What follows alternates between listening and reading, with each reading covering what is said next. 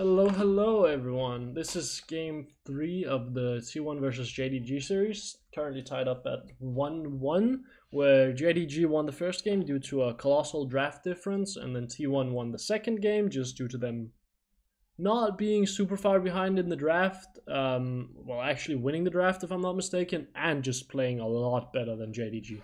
T1 were playing so well this series, but let's have a look at the draft of game 3, right? So we first of all see a Caitlyn ban on blue side, which is a little bit confusing to me. I don't quite understand why you would ban Caitlyn on blue side. Surely you would want red side to ban Caitlyn and then look to first pick it.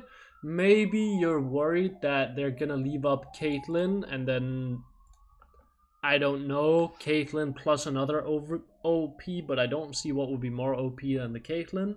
The only thing I could think of is Yuumi, but red side has to ban Yuumi because you're gonna take Yuumi over Caitlyn any day of the week, right? I don't really know why you would ban Caitlyn on blue. I think you should leave red side to ban the Caitlyn, but yeah, maybe JDG just don't really want to play Caitlyn either. Yone ban. This is because Zeus did really well as Yone in game 2. Having a player that can play Yone like efficiently or like at a high skill level makes it very difficult to lock in a blind tank topside because they're just gonna get outscaled. It makes it very difficult to pick a more bruisery team composition with a champion like Silas mid lane as well.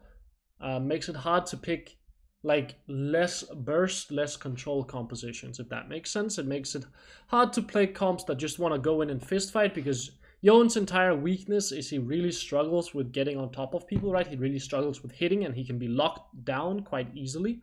His strengths, however, are he has insane damage and he has pretty good mobility if he's allowed to hit in fights. But the only way Yone can hit in fights is if the enemy team is melee, basically. So it makes it hard to play melee champs if you're against a player that can play Yone professionally, especially if they're on red side, because they can always lock it in R5. Aatrox ban. We all know why Aatrox is being banned. OP champ, super strong blind pick, very good against most team compositions. Functions very similar to the Yone in that he beats tanks really hard. His only weakness is getting kited and being outranged.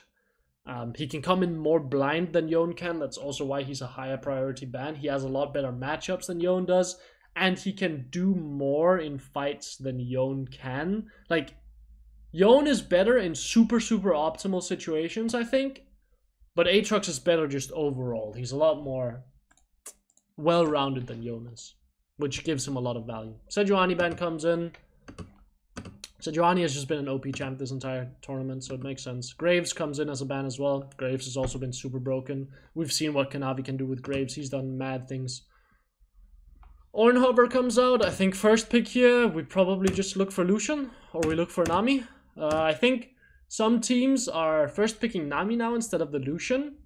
What that leads me to believe is people are starting to play something like a Nami Draven or something like this. Nami X something, which would cause you to want to prioritize the Nami over the Lucian.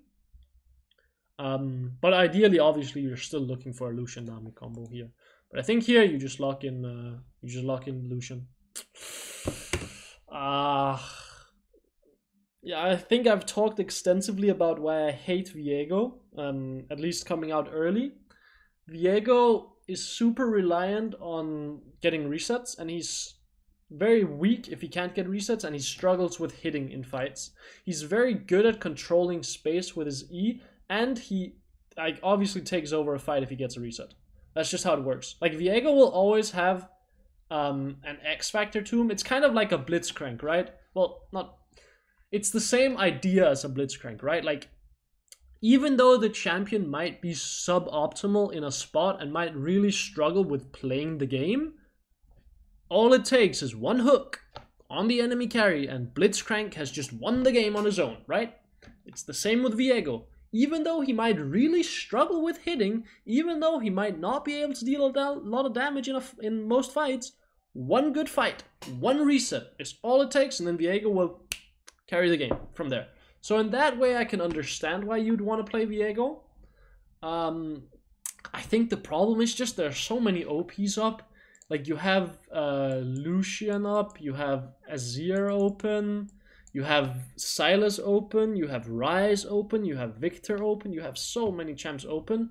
Maybe you don't want to pick Azir early, but I don't see why not. Maybe you're afraid of an Akali pick or a Sylas pick coming out from Faker. But I think we've shown, like, the only way to really beat Azir is to go insanely heavy dive composition. Because no one wants to play poke, right? It's the only way we've really seen people beat Azir is playing stuff like Akali with a diving jungler and a diving top laner. It's the only thing we've really seen. So what we would probably see if they pick Azir here instead is you would probably see Lucian Nami here first of all, right? That should just come out. That should just be a given.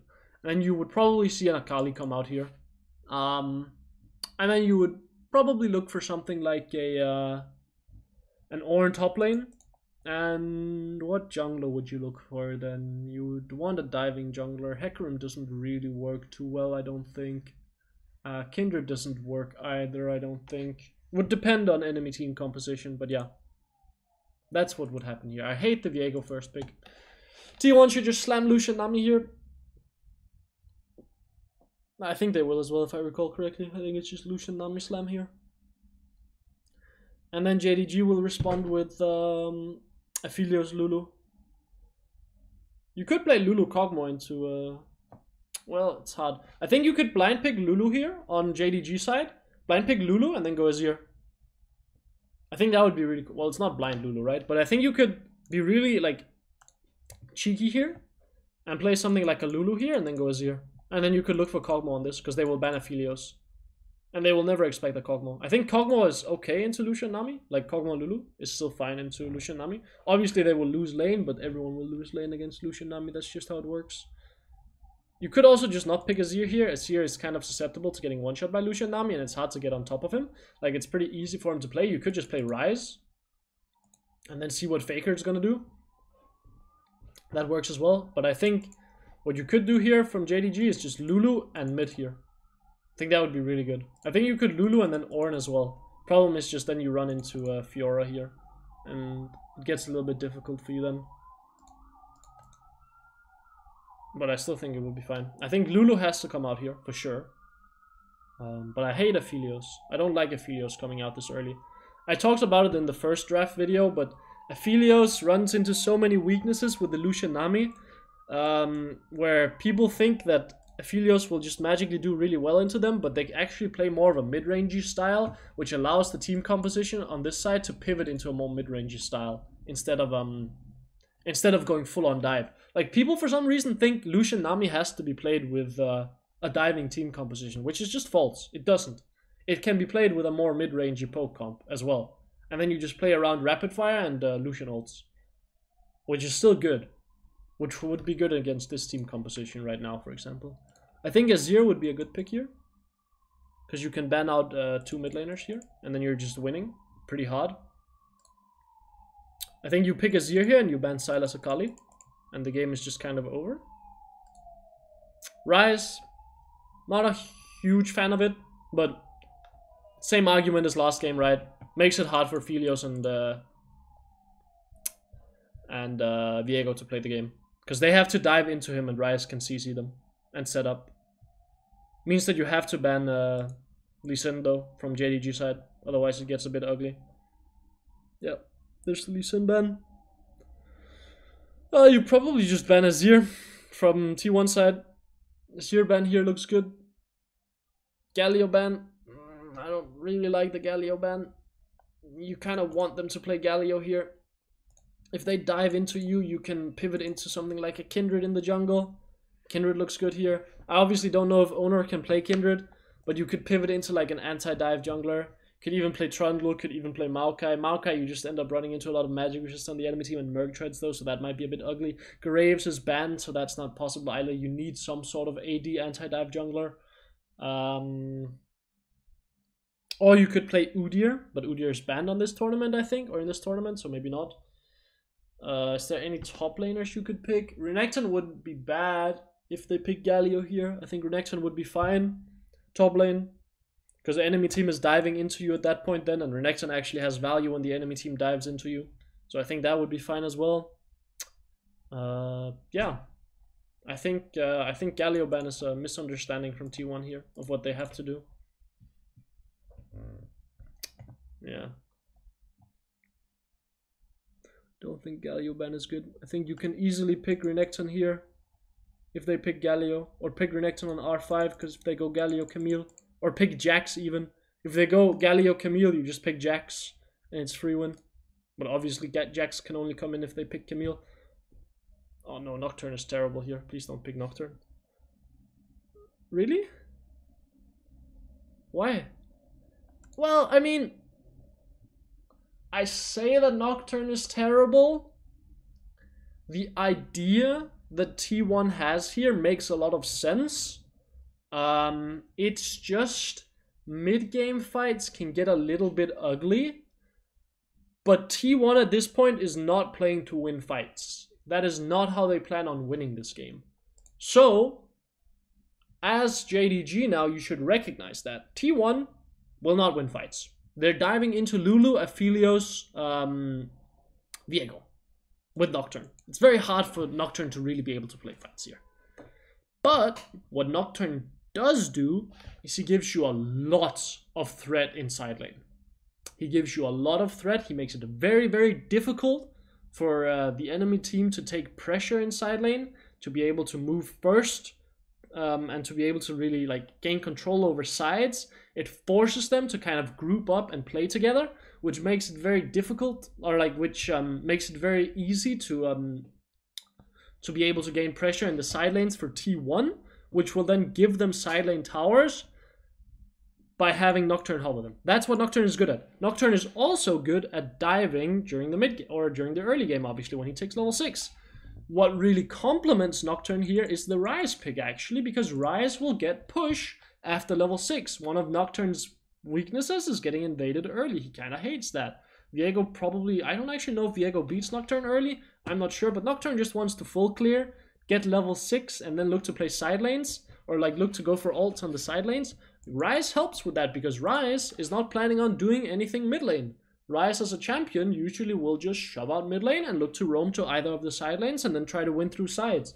So I like the combination of Ryze Nocturne here. It actually makes a lot of sense. I think the issue you're going to be running into is if you ever get forced to try to take an objective, or to contest an objective, you will lose the fight, for sure. You will lose any 5v5s, for sure. You cannot win the 5v5s if you are even. The thing is, you shouldn't be even as T1. You should be winning. Which then, that becomes a little bit of a problem, because if you ever make a mistake and you're behind, it becomes a little bit tough, right? You should not look to contest objectives as T1 with Nocturne here. That is the problem. Now, if they're good, they will not contest objectives, and the game we're actually going to see unfold in a bit, or this game that unfolds after draft, is the highest level of League of Legends we've ever seen, from T1 at least. They play an absurd game where they trade objectives really, really well, and they play perfectly around their team composition, which was incredible to witness. So they understood their team composition very well. The thing they just have to be aware of here is you do not win 5v5 fights. But you want to drag the opponent out onto the map with this Nocturne Ryze pick, which T1 does splendidly in the game. I think if I could pick one game to have someone watch to try to learn how to like play macro really, really well at a high level, it would probably be this game. This is an absurdly well played game by T1. Because they can never fight, but they have so many smoke and like so much smoke and mirrors going on in this game because of the Nocturne Ryze pick. So I think it's super interesting. But let's keep going. What do we respond with? I think Renekton blind. It's not really that good. Kennen shouldn't come out here. Kennen would be bad. Renekton blind kind of feels a bit bad. I think you would rather just pick something like Ornn and have weak side, top side, and look to just play more around bot side. Because you're not going to be able to really pressure sides anyway because of Ryze Nocturne.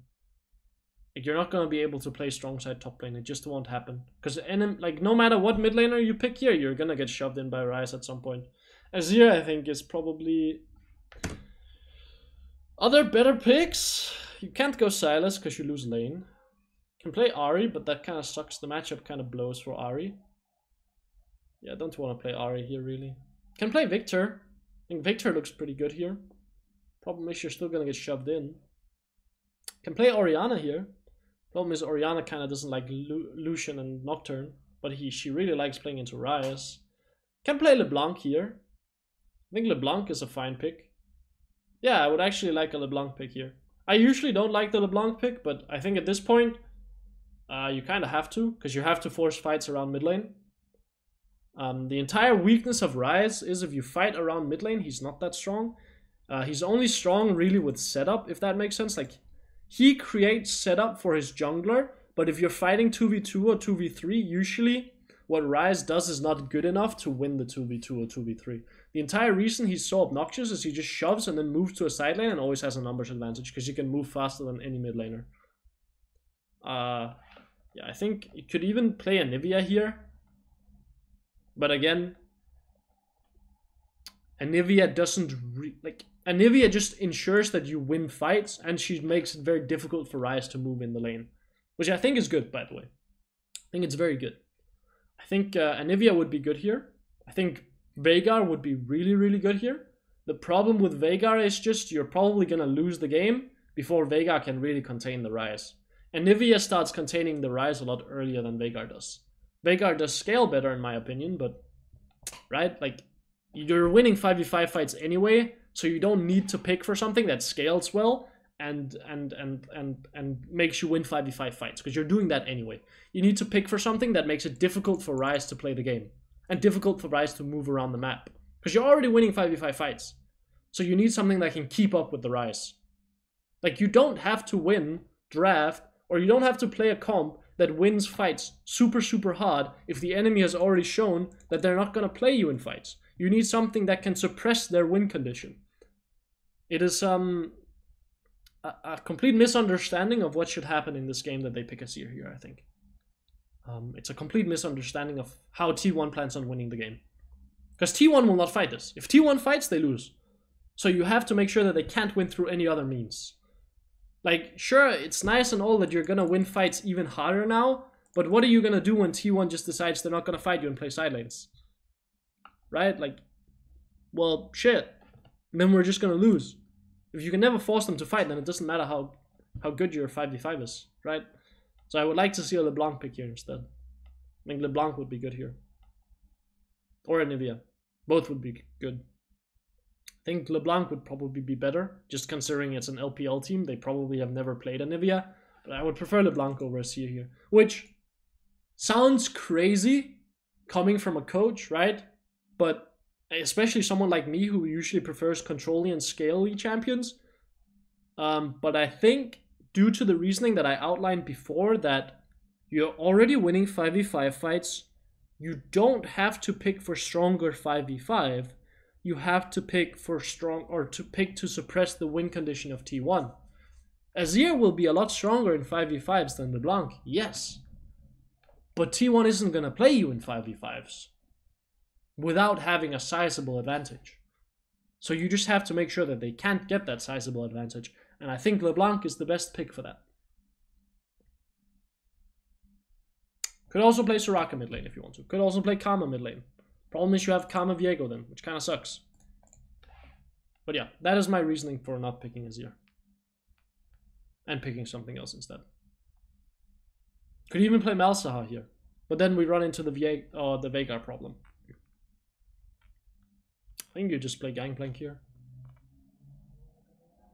Or Ornn. Actually, Ornn looks pretty good here. But you want strong side lanes when you play Ryze Nocturne.